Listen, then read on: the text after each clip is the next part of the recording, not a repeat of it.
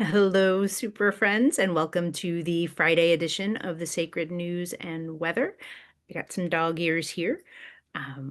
We just came back from our little walk, and I have a little time before it's time to get the kids. And so I thought I would come in and deliver us our message for the day. And I gotta say, I was a little tender-hearted in meditation today for us. I actually heard Heartbreak Hotel. And I was like, "Oh, are we tender? Are we heartbroken?" And the answer feels like, yeah, but not for most of us, for some of you it is. For some of us it genuinely is like heartbreak. But for some of us it feels more related to what feels like a spiritual awakening, which I actually think is a beautiful thing. And even the tender heartbreaks where since your baby left you and you have no place to dwell, um, even those kinds of heartbreaks usually do very much serve a purpose. And so, sitting in meditation for us today, I was really looking for not just the source of the heartbreak, which is gonna be a little bit different for everyone, but the what is to gain from it? Like, every time I believe anyway, that every time our heart breaks open, every time we do experience heartbreak, there's a real invitation for another layer of healing, another layer of growth, another layer of not protection, but actually opening. And I think that's probably where I differ from, um, well, what most of us have been taught.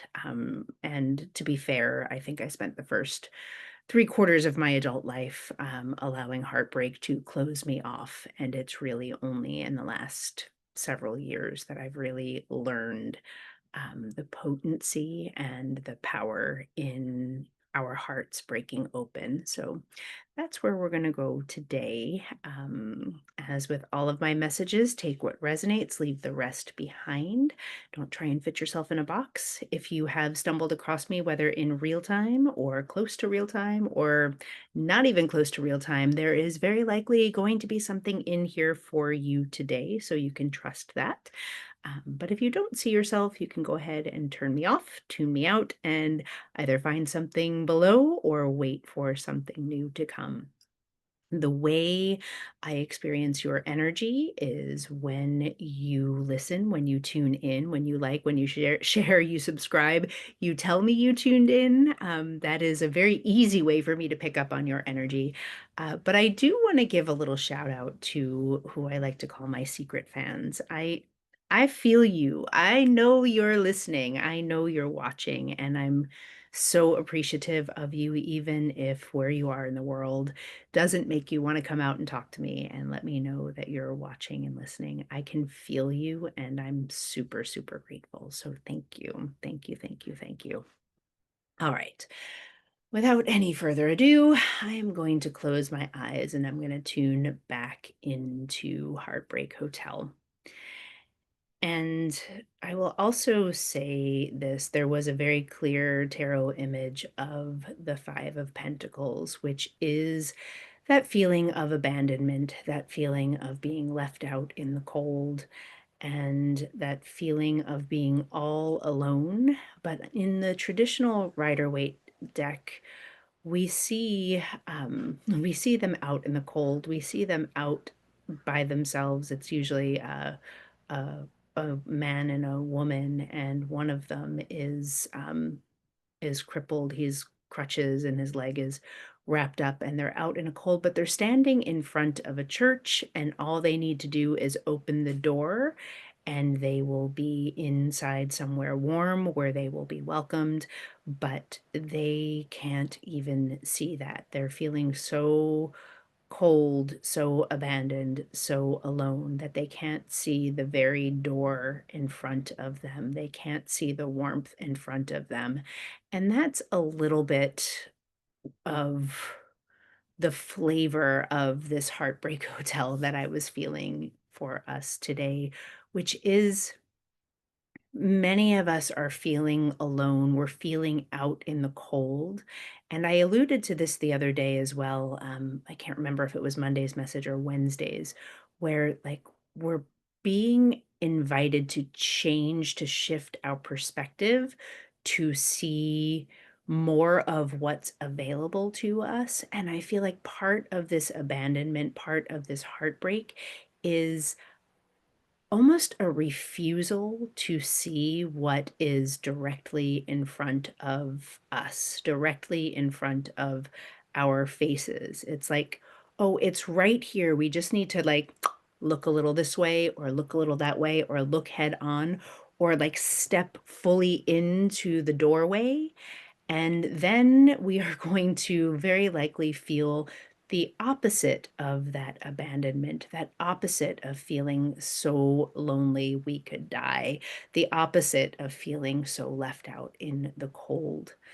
Now, for some of you, this genuinely is heartbreak, the end of a relationship, the end of a friendship, the end of some important relationship to you. But that's not true for everyone here. There's another flavor, and perhaps for some of you, all of you, many of you, they're both related. That you might be leaving someone, some group of friends, a group, a family member, or your whole family behind, and it feels actually related to a spiritual awakening. Now, it feels like it's not like like, bam, I was struck by lightning, and now I'm awakened to this new way of being, and now I have to leave you all behind. It feels more like, how do I describe this? Like, it feels like it's been going on for a year or a little more than a year, maybe 2. So the timeline feels longer, like, it feels much longer than just what's happening right now, and there's this sense of that you have been, like, dipping into what's possible for you and then, like, pulling down the blinds because out of fear of leaving behind this person, this group, this family member, whomever it is that you have left behind or being invited to leave behind. There's this feeling of, like, you've known this for a long time, and, like, you will wake up to the fact that you either need to leave or you need to step through the door. And here's where there feels like there are two distinct groups of energy here that I've tuned into. And one of them is you're being invited to, like, leave behind an old way of life to step into a new one, and the new one that you're being invited to step into, you already know is where you want to be. Your soul knows it's exactly where it wants to be, but it involves leaving a version of yourself, this version of yourself that pretty much never was you, but everyone around you believes is you. And if you choose to step into this new version of yourself, like, heads are gonna roll, and it may be leaving behind so much of who you identified as that it's, like, almost, like, too much, and so your heart is breaking at the thought of leaving behind this version of who you thought you were and who your friends, your family, your coworkers, your people thought you were, to step into your true self, and there's this, like, heartbreak around leaving them, but there's also this heartbreak around, if I don't leave them and I stay here, then I'm leaving myself and, like, this other version. I'm leaving the version of myself who I know that I'm supposed to be and all that that promises behind. But there's, like, this fear, and there's a place where you won't move, like, you can't move. You can't leave behind what you were, and you can't step toward where you're going, and you're just in this sort of pit of loneliness and chaos. It feels like here's where more fives. The five of swords, and this one is the light seers, where the crows are pecking at the dude's head, like just peck, peck, peck, peck, peck. It feels like chaos in this in between space, chaos and loneliness and heartbreak, no matter which direction you go. And what I'm being shown here, if you're identifying with this particular thread of energy, what I'm being shown here is like this right here is the hardest place. This pit of chaos and loneliness, this in between where you know you can't go back, or you can. I guess I mean, I just heard, well, you can. You can go back. You can stay there, but you are going to stay in this, like, there's going to be this pit of loneliness in your heart that you will not be able to lay down easily. It's like you know too much. And when you know too much, you can't stay. But when you don't know and don't quite trust where it is that you're going, you just stay in this awkward pause place. And this awkward, it's more than awkward, it's I'm so deeply sorry that it feels uncomfortable as all fucking hell.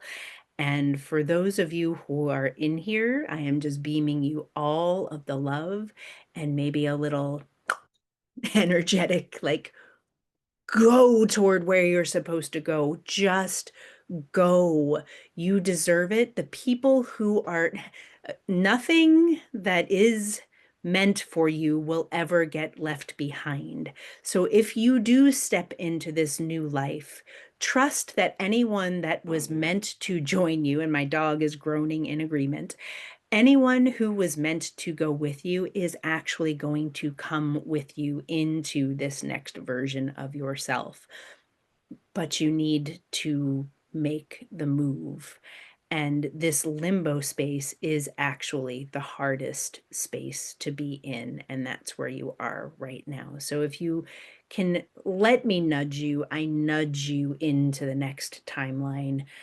Know that even if you dip back into the old one, you're going to be deeply uncomfortable there. And staying in this limbo space and trying to move forward in the frequency of where you've been, like, neither of those places are actually going to work for you. You just need to, like, muster up. There's like that feeling of like bringing it. And here's something that comes forward also, which is this is the contraction, right? Like, we have to contract before we expand. You have to bring all of your energy in before you leap. You can think of it as an orgasm when you pull in all of your energy so that you can let go.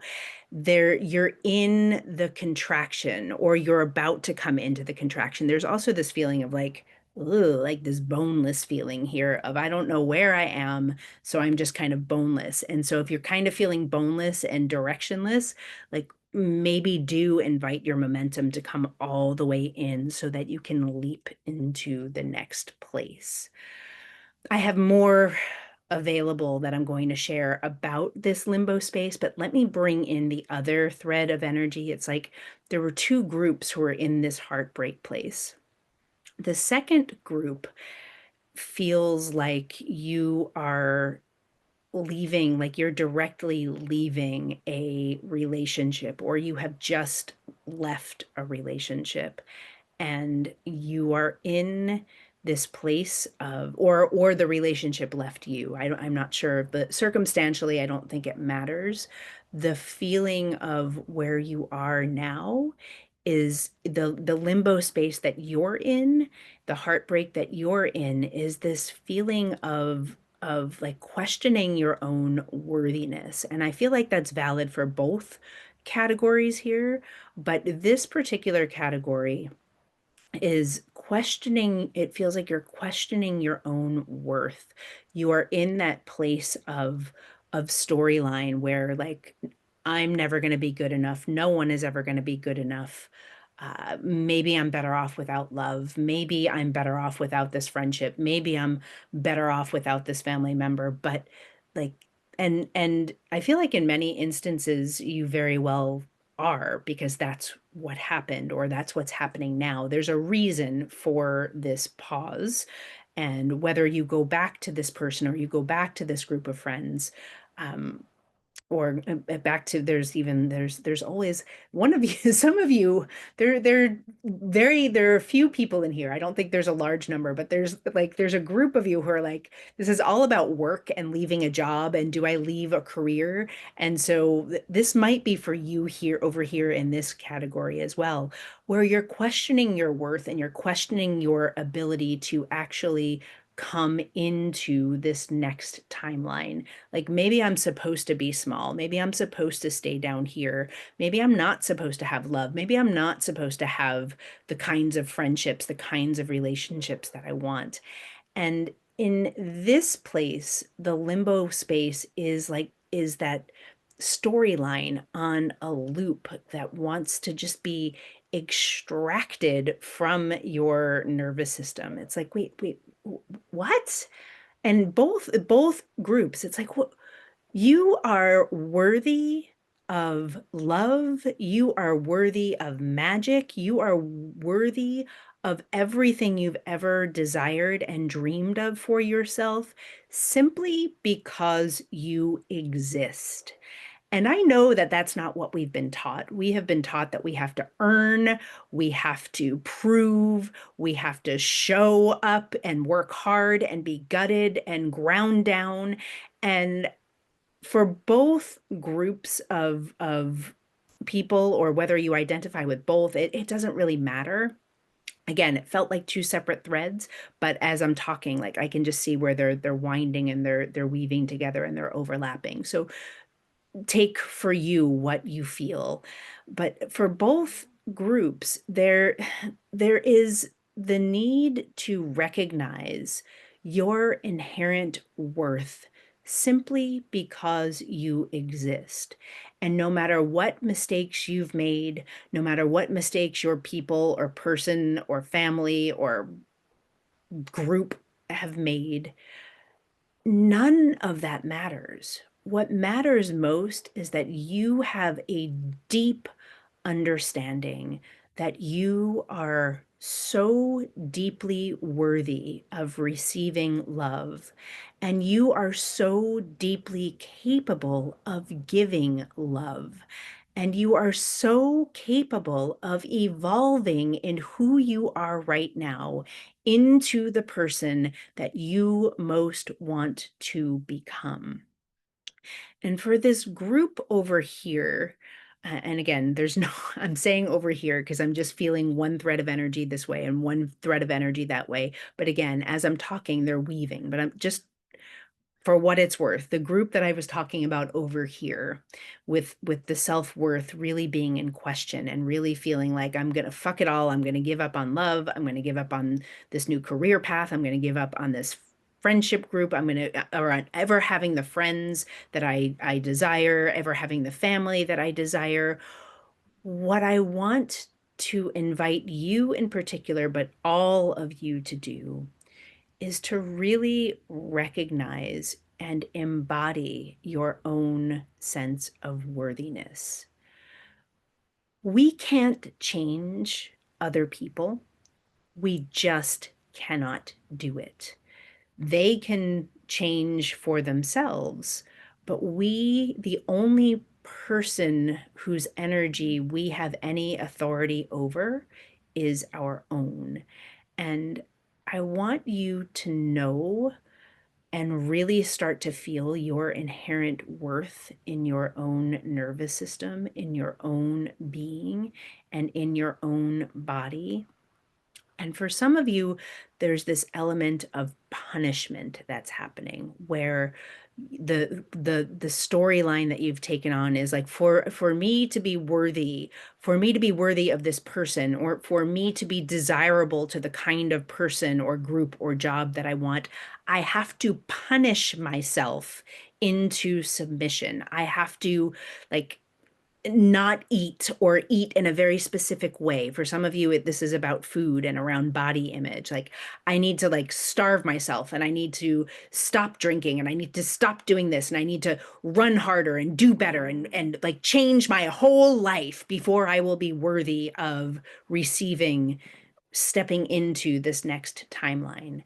And I'm going to call bullshit on that because we already know there's plenty of scientific data that no diet, no like punishing anything ever sticks for very long. You can punish yourself into a certain body shape, but as soon as you stop punishing yourself, your body is going to go back to the way it was and perhaps then some. So if you are feeling like the way, and this doesn't only go for body shape, by the way, it's just what's coming forward here for many of us. Any temptation you have to punish yourself into submission in order to achieve a higher version of yourself, I'm here to tell you in very plain English that it's just not going to work. The only way that I know of to create lasting change in your body, in your relationship with your body, in your relationship with yourself, which then in turn turns into your relationship with others, with what you are able to manifest, with what you are able to attract, with what you are able to draw to you and move toward. The only way we do that successfully with lasting results is to treat ourselves with so much tenderness and love. That's the only way. You're not going to punish yourself into the next version of yourself. You are going to just continue to spiral in punishment. We are being invited today into really loving up on our bodies, really nourishing ourselves in a thoughtful and heartfelt way, moving our bodies in a way that feels good. That doesn't necessarily mean like going to hot yoga Olympics for the next 3 weeks straight because that's what you want to do. I'm talking about going for a 10-minute walk when normally you would just sit on your butt and be. I'm talking about maybe choosing to not have the third drink and to instead turn to a cup of tea and a good friend, a call with a good friend. I'm talking about looking at yourself in the mirror and rather than going, whatever you do when you look in the mirror, touching yourself in a really sweet and gentle way, noticing what's beautiful about your body, reminding your body of how strong it is. If you've carried babies, reminding yourself that you are powerful and potent and you birthed babies into the world. If you've never carried a baby and you're a divine masculine or an aspiring divine masculine, looking at the muscles on your body, knowing what they have built, knowing what they have held, knowing what they are capable of, really allowing yourself to appreciate something deeply beautiful and deeply good about yourself. And let me tell you, if you're having a hard time finding it, just message me because I can find something good for you in about 10 seconds or less. Whether I know you or not, all I need to do is close my eyes and tune into who you are, and I will tell you what is good, what is beautiful, and what you should really look at with new and fresh eyes. The only way we get to more of the love and the life that we desire is by loving up on giving ourselves more love and light and that which we desire. So, pleasure, touch, just looking at yourself with love, feeding yourself with love, nourishing yourself with love, moving your body in a non-punishing way. Or if you're somebody who likes to go hard, go hard. I don't want to tell you how to do you. But what I do want to remind you of is that you don't need to be in this limbo space of unworthiness and chaos and misery. You don't need to be in the Heartbreak Hotel. You don't deserve to be in the Heartbreak Hotel. You deserve to be moving toward and stepping into the life and love that you desire, each and every one of you tuning in here. There's one last piece that's coming in, and that is around playfulness. I don't know if you're familiar, if any of you are familiar. I'm sure some of you are with Lalita, the goddess Lalita. She's one of the three Devis who are really here to instruct us around having to being able to live well. And Lalita brings the element of lightness and play and playfulness. And for some of you, she's coming forward to really elevate play in your life, allowing playfulness, laughter. I'm seeing now like the ability to turn your light on. What do I mean by that? Um, I mean like sort of turning your gaze from the navel, from like the deep spiral that might be happening in your brain, like turning your light on and allowing yourself to be seen in your beauty, even if you can only hold it for a fleeting moment right now. Just like I don't know, turn it on when you go to the grocery store with the checkout person. Like, turn your light on for a minute and allow yourself to shine and see what happens. You might not be able to sustain it. You might be in a place now where it's not easy to sustain, but find something about yourself that feels really beautiful. Find a way to turn your light on and allow yourself to be seen in your worthiness, your inherent worthiness and beauty and love. And that is my sacred assignment for you this weekend. I have, and I'm going to put links down below for you. I'm starting our Unlikely Biblical Book Club on Thursday, October 9th from 1 to 2:30 Pacific time. I think I already have like 7 or 8 people who have signed up for that, so come and join us.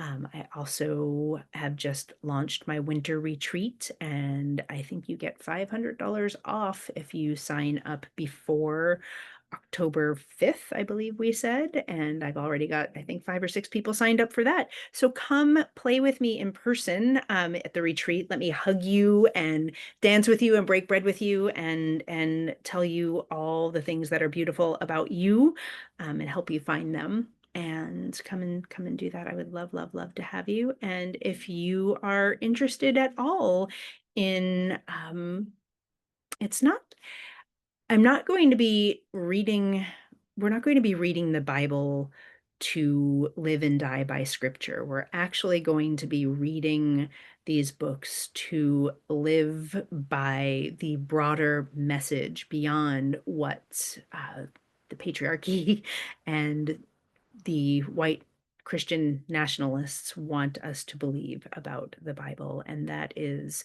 the whole reason why I'm doing it, to bring the element of Jewish mysticism back into the biblical text, to bring diversity, equity, and inclusion and social justice back into the message, which I believe was Christ's original message, and to really help you see that the message of Christ consciousness is not one of, I need a priest, I need a pastor, I need a pope, I need a go-between to connect with God. The message I believe that Yeshua was trying to teach us is that God is inside of ourselves, and I want to punch that up in the literature. so that you all can see that too. All right, enough. I love you. Happy weekend. Comment. Let me know how it's going. If you need to feel beautiful, hit me up. I'm here for it. Um, Only a little bit of soccer momming this weekend and having some mama fun too. So, all right, I'll see you all on Monday. Bye bye.